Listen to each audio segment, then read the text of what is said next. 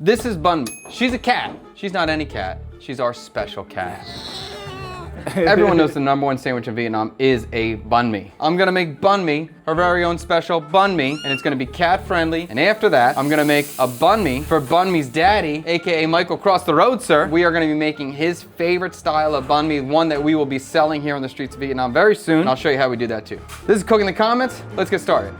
Banh mi is the newest addition to the Banh mi's bros, even though she's not a bro. How did you come across this beautiful angel? So I was getting coffee at my normal coffee shop, and she just popped up out of nowhere. She just showed up. Miss Twee White gave us a $100 super chat for us to make food for Banh mi, so that sounds fantastic. We're in luck today because Tank studied to be a veterinarian, so he will tell us at the end of the video with points how healthy this meal is for little banh mi. So I have a little bit of pumpkin. I'm gonna take the pumpkin, I'm gonna cut it just in thin strips. And I got a pretty cool idea, I think, about how we're gonna put this together. Of course, I'm not just gonna make normal, regular cat food. We're gonna make a banh mi for banh mi. Pretty excited. Chad, have you ever made food for... No, I've never made food for a cat before. I've never made, this is my first, there's a little bit of water in the pan. I'm gonna blanch the pumpkin very quickly. And for the rest of Banh mi's banh mi, I have some chicken breasts, chicken hearts, and some chicken liver too. So this all seems appropriate for a little kitty cat. I think she's getting wind of the smells. Yes, look at Banh mi. She's get curious and want to jump on the counter. This is my first time having an animal in any kitchen I've ever worked in my life. Luckily, this is the CKSK kitchen, and it's mine, so I can do what I want. Oh, thank you, Banh mi, for that. You being a good girl? As soon as she gets wind of the chicken, she's going to yell at you. That's good. Okay, I'm gonna let this keep going. I'm gonna add a little bit more water, and then we're gonna come back to it in a second. For the banh mi that we're gonna eat for the humans, we're at the banh mi shop, we're planning on selling 2 banh mi's, but the caramelized pork banh mi is the OG, and we've shown that off before. So today we're gonna show off the pork confit banh mi, the unique one, the one that kind of is its own thing, its own category. I think it's pretty cool, and the first time Fred had it, he loved it. So I'm excited to make this again. And it starts with pork shoulder, or pork butt is my preferred cut. This is the product we're selling, so it's not something I'm gonna give you gram for gram how we do this. I do wanna keep this a little bit under wraps. But I have a spice mix here. In the spice mix, there's salt, the spices you would typically find for pho. There's cinnamon, there's clove, there's star anise, there's black cardamom. It's all been blended, and that becomes our seasoning mix for the pork. This is a multi-day process, so I'm just showing you the steps of it. Miss Twee White asked us to do it, so I wanna do it properly. What's up, Banh mi? I'm working, girly. So typically this would be something that we would season, and then we would let it marinate overnight before we cooked it. Then it gets covered with pork fat. So this is the pork confit ready to go. This is cold though, so the pork fat looks hard. Melted pork fat, and then it's cooked very, very slowly for about 8 hours in the oven at the lowest temperature possible. And that means like 120 degrees Celsius maybe. So we just need to warm it up a little bit. It's gonna melt.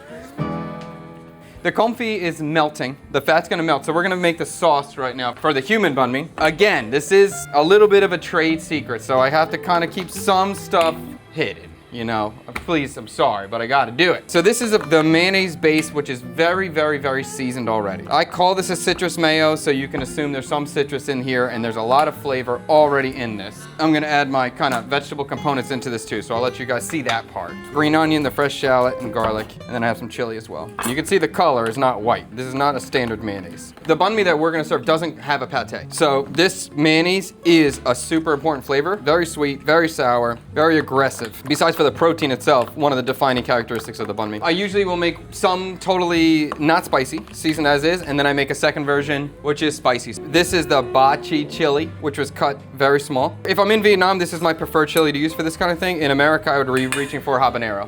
So I think the ba chi chili and the habanero are similar. Very spicy, quick heat, sweet flavor. It's the fruitiest, best flavored chili that we can get around here. And I do want this to be pretty hot. I'm waiting. We can go more. I'm gonna add a decent amount ooh, it's coming. Wait a minute, maybe I'll slow it down a little bit. I'm gonna add that amount. Just mix, stir it, and then we're gonna wait. Let's pull this back. It's like, whoa. Uh-oh. Oh, look at Banh mi in Michael's arms. True love. It's so nice. Banh mi's banh mi, I believe, is pretty much done. So I'm just going to let it cool down. Tang, is there any fear in serving raw meat to your cat from the supermarket? Parasite. Parasite. Is it your doctor's opinion to recommend cooking your cat's food, or would you serve your cat raw? Raw meat is fine though. If you give her regular parasite shot, then it's fine. If anybody has any cat questions, now's the time to bring it in. I don't know how many more cooking cat food videos we're gonna do, so this is the time. If you're enjoying this video so far, make sure you join us live every Monday, Wednesday, and Friday, 10 a.m. Indochina time, Thursday, Sunday, 10 p.m. Eastern Standard Time, where you can actually interact with me. I'll answer all your questions, and you can be the one to decide what we're gonna make on the next video. And now, back to the video. Okay, so for bunme's banh mi, I wish I could do this in a more secretive way, but I have, because I'm really excited for the finished product. But so I have the chicken heart. I'm gonna slice this thin, a little bit of a jazz situation. And then I have the chicken liver. The chicken liver I'm just gonna cut really, really thin, and then we're gonna chop it. Maybe even make it in like a paste. Maybe a little bit of foreshadowing. You can kind of understand what's going on here.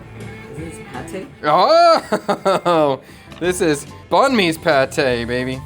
All right, so the pate for bunme's banh mi is done. Her jalua is done. Watch the magic of this thing. This is gonna be the greatest dish of my career. They might not be ready for this. Chicken breast, perfectly cooked, I might add, banh mi. You are a lucky little kitty cat. Opening up the chicken breast. Beautiful, beautiful. Let me cut this. I wanna make it look nice. Okay. We're gonna take some of our fresh chicken liver pate.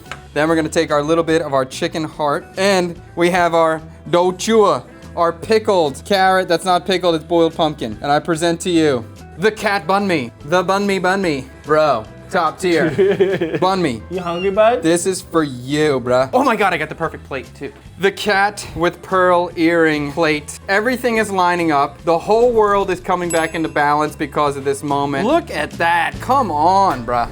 The cat banh mi is happening. You want that? Oh, I know you. Okay, let's plate it up before she freaks out. Is that for you? Okay, there you go, banh mi. Such a healthy meal for a kitty cat. Ooh-hoo-hoo. Wild version of a KFC Double Down. That's a good one, dude. That's a good one. Okay, while banh mi is enjoying that banh mi, fantastic shot. She seems to be enjoying it quite a bit. But let's go ahead and make a human banh mi. Michael, how tempted are you to just steal a little piece of banh mi's banh mi, or do you want to wait for the human banh mi? I'll wait for the human. You'll wait for the human banh mi. It's all things I would eat on that plate. Maybe a little salt might be all right. Yeah, I probably would want a little bit of seasoning, you know? Yeah, a little salt's probably pretty good, bruh. This is gonna come together pretty quick. With the cucumber, I don't like this big triangle wedge cucumber cut that everybody does. Doesn't make sense to me. I don't like uneven bites. So we started cutting the cucumbers just long, slim on the mandolin. It's fast. It's faster than cutting in triangles, I think. When we're doing this for real and we're doing hundreds at a time, we do have a machine that will help us cut this. But if we just cutting it by hand, I do find the easiest way is to kind of just take the green onions and roll them on themselves. If you're trying to get long scallion pieces, that's the best way for me. And then from there, go down and shred it. And I like a lot of green onion and a lot of cilantro in the banh mi itself, so I wanna make sure we have a good amount. Green onions cut, now I'm gonna do cilantro. I have my vegetable components. Oh, I need pickle. All right, let me bring out the pickle jug. No matter how many pickle I pull out of this, there's always the same amount of pickle left over. This pickle thing has been opened numerous times on the show. Banh mi's on the computer. Banh mi, no! Who's that? She's a talker. The confit is now melted, so let's look at this. The fat is now melted, incredibly tender, completely fall apart here. This is like crazy to me. When the first time I made this, it always smelled like cat food to me. It always kind of has a cat food sort of smell to it, so it's kind of funny we're doing this on the cat food day. I don't want to tell Michael because I don't want to poison his thought process and his love of this thing. So all the top, the fat is clear, but yet you see there's a darkness on the bottom. Basically a very concentrated soup or a broth. Once this cools down, the fat will separate, the liquid will be on the bottom, super gelatinized, and it becomes an incredibly, incredibly flavorful broth concentrate or stock concentrate. Super intense. Now the only concern I have with this today, as we replicate this, normally in America, every time I would get this, I would always get a very big pork butt, the whole piece. So the last time I made this for Michael's birthday, it was a little bit over seasoned. Fred was right, it's like a little bit saltier than I remember, but not in a bad way. She's giving you a 9 on it. She said it's a bit salty. So the only thing I'm concerned about is just over seasoning with the amount of salt. Hopefully it's gonna be okay. I tried to season it carefully. We're gonna sear it in a pan. If you've ever had duck confit or worked with duck confit, you know that it crisps up so well. Because it's cooked in fat, the fat is kind of like in the meat, and it just has such a nice sear crust to it. So we're gonna cook this medium heat, take our time, really crisp it up. Yeah, this smell for me like takes me right back to same in Can Philly. you smell this? Yeah, I can smell that. Okay, Yeah. that's what I thought. I was like, there's no way you're not gonna smell this. I was like, oh my god, if I can't smell the comfy, I'll be so upset. I think confit is a little bit of a secret technique. It's so unbelievably good for how much work or labor you put in. It's hard to mess it up. Once you get it to this stage, the flavor is going to be great. It's going to be tender. It's hard for this not to be delicious unless you burn it. I guess that would be kind of the only thing you could do to screw it up. And you can see how this just gets so crispy. It's almost like deep frying. It's so cool. These are my top tier, beautiful banh mi's. Local shop down the street, just by chance, like the closest banh mi bakery to us, but these are denser. They have a little bit more chew on the inside, the crumb, and the crust is a little bit thicker. Let's crack these banh mi's open. We'll start assembling them. All right, I'm gonna do one side spicy and one side not spicy. You wanna load that up with sauce, and now we're gonna build this out. Cucumber first. So now we have full coverage of cucumber the whole way, all the way across. Very important to me that that happens. Pickles going down. And then we're gonna do a lot of green onion, cilantro. Again, I like a lot of herbs in here. I like a lot of green in here. And then we'll lay our confit inside. Ooh la la. Ooh la la is right. Give this a little, readjust the size, make sure the display is good. Look at that, that looks pretty freaking good. I think Michael's gonna be pumped. Hopefully the seasoning is on point with the meat. Here you go. Look at the whole thing. Here's a pork confit banh mi for you. It's been a long time.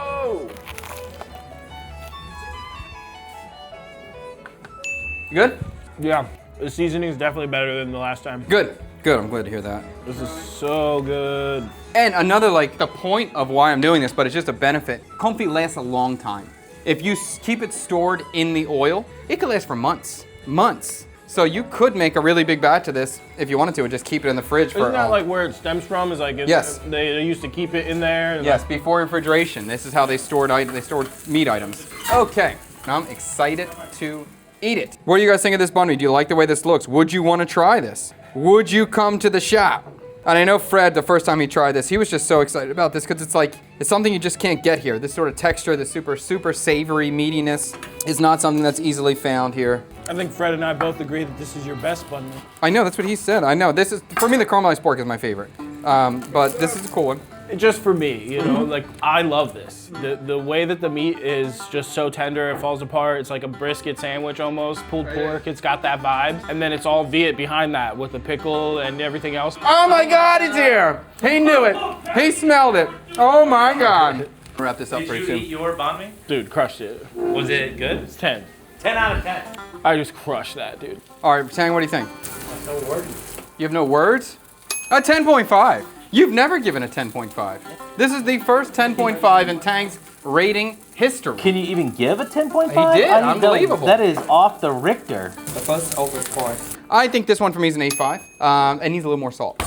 The last one is over-seasoned, this one's slightly under-seasoned. What did I give it when I ate it at Mikey's birthday? I think you were pretty damn, maybe a 9, 9.5 Yeah, or something. something Like really something high. Michael, do you think we can get a rating from Banh Mi on her Banh Mi? Well, she gave it a 10. Unbelievable. Banh Mi gets the newest golden ticket. That's incredible, Banh Mi. She's going back for seconds. Yeah, look at Banh Mi going back for her Banh Mi. Fred is giving this a rating here. He is at an 8. And your thoughts purely was the spice level on the meat itself. That was the missing Last time part. when I bit into it, I was like, oh my God, this is like a pho banh mi. So much flavor. But there was a lot of salt, but there was so much. I gave it a 9 and it was obviously too salty. That's how good it was. I was surprised to bite into this and go, oh, the last one. And I was like, you know, it's hard to beat the memory, right? But I'll continue to work on it. I think the base is there for sure. Yes, so now this needs to be a game of not just judging it by eyeball. It's how much meat do we have? That's how many grams of mix we need to have. So I just need to lock that in. So you guys can vote on this now. We'll figure out what the dish is gonna be on Wednesday. The bowl ended, oh, okay. Bowl called Burrito Taco is the winner. what day? Wednesday. Wednesday, it happened. Oh, but no, Wow. Yes, thank you so much for watching. Wait a minute, Tang, we need your review of how healthy Banh Mi's Banh Mi is. Really healthy. Yes? 10 out of 10? 10 out of 10 There you healthy. go, I know how to feed a cat. Is it loaded with protein? Yeah, it's all, Yeah. it's all protein.